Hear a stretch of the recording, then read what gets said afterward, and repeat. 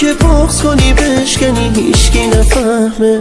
تنهایی یعنی شبای سکوت و قلبی که زخمه. تنهایی یعنی قدم بزنی دوباره زیر بارون، خودتی و شب و چشمای گریون. یعنی کنار تو نیست دیگه پیشت هم قدم با اون.